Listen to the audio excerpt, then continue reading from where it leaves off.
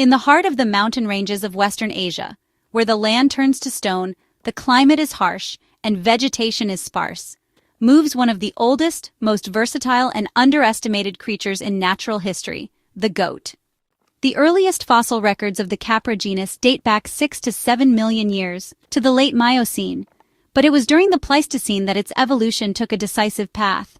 The direct ancestor of the modern domestic goat is Capra aegagrus, or the bezoar goat, once widespread across the mountains of Iran, eastern Turkey, and Pakistan. Unlike deer or wild boars, it was not a pack animal nor aggressive. It was, and still is, a mountain acrobat, capable of conquering vertical terrain where no other ungulate dared to tread. With its split, hook-like, and highly sensitive hooves, it climbed rock faces like a born tightrope walker. The goat was among the first animals to come into contact with humans during the Neolithic period, but even before domestication, it was observed, feared, and revered. So, cave paintings in Catalhoyuk, which is actually one of the oldest human settlements dating back to around 7500 BCE, show goat hunting scenes, but, they also reveal symbolic representations with the goat right at the center. In Mesopotamia, goats also appeared in Sumerian texts as symbols of mountains and fertility. From Western Asia, goats started to spread naturally, just following different geographic pathways.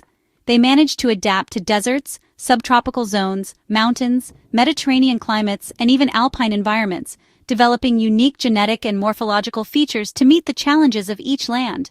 In the Caucasus, longer-coated breeds began to emerge.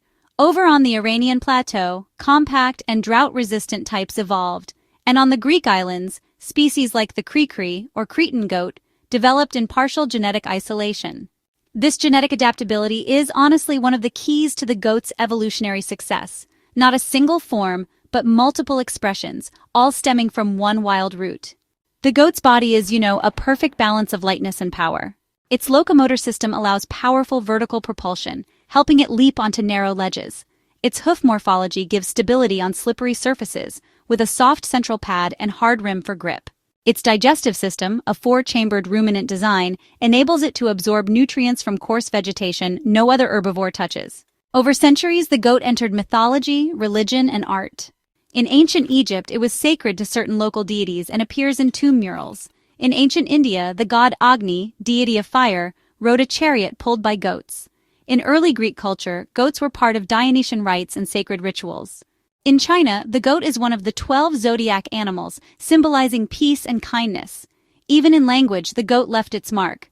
The word tragedy actually comes from the Greek tragos, meaning goat, and oid, meaning song. So, the goat song, which refers to ritual chants in ancient Greek theater. Today, goats are found on nearly every continent, even in places where, honestly, very few mammals can survive. In remote and extreme environments, the ancient scene of their existence continues, climbing, exploring, enduring. Among the remaining wild species are, the alpine ibex, which is really a symbol of extreme balance. Then there's the markhor, with its stunning spiral horns, native to Pakistan's highlands and now protected by UNESCO. We also have the Capra aegagrus cretica, a kind of genetic relic from antiquity that's still surviving on the Greek islands. And even feral goats out on volcanic Pacific islands, thriving independently for centuries. While the world changes and many species struggle to adapt, the goat just keeps climbing. It doesn't need roads, it doesn't follow herds, it leads. In its steady steps, across mountain cracks and desert sands, lies a millennia-old story of survival, adaptation, and presence.